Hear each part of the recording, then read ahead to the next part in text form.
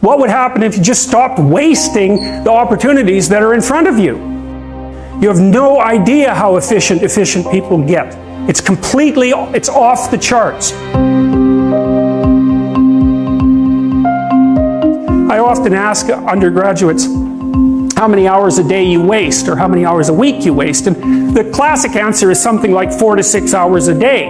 You know, inefficient studying, watching things on YouTube that not only do you not want to watch, that you don't even care about, that make you feel horrible about watching after you're done. That's probably 4 hours right there. You know, you think, well, that's 25 hours a week. It's 100 hours a month. That's 2.5 full work weeks. It's half a year of work weeks per year. And so if your life isn't everything it could be, you could ask yourself, well, what would happen if you just stopped wasting the opportunities that are in front of you? You'd be who knows how much more efficient, 10 times more efficient, 20 times more efficient. That's the Pareto distribution. You have no idea how efficient people get. It's off the charts.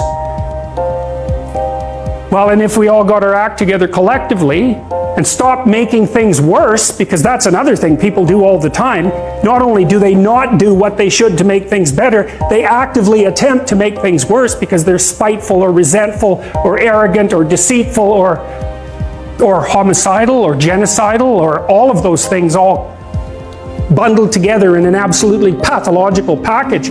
If people stopped really, really trying just to make things worse, we have no idea how much better they would get just because of that.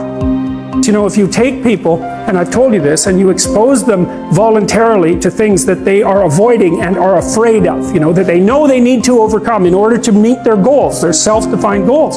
If you can teach people to stand up in the face of the things they're afraid of, they get stronger. And you don't know what the upper limits to that are, because you might ask yourself, like, if for 10 years, if you didn't avoid doing what you knew you needed to do, by your own definitions, right, within the value structure that you've created to the degree that you've done that, what would you be like? Well, you know, there are remarkable people who come into the world from time to time, and there are people who do find out over decades-long periods what they could be like if they were who they were, if they spoke their being forward. And they get stronger and stronger and stronger, and we don't know the limits to that. We do not know the limits to that. And so you could say, well, in part, perhaps the reason that you're suffering unbearably can be left at your feet, because you're not everything you could be, and you know it. And of course, that's a terrible thing to admit, and it's a terrible thing to consider, but there's real promise in it, right? And so, you know, you think, well, there's 7 billion people in the world, and who are you? You're just one little dust mote among that 7 billion, and so it really doesn't matter what you do or don't do, but that's simply not the case.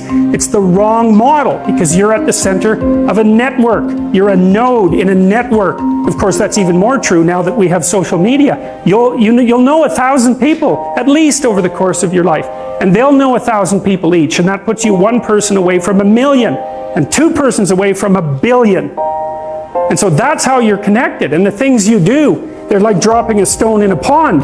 The ripples move outward, and they affect things in ways that you can't fully comprehend. And it means that the things that you do and that you don't do are far more important than you think.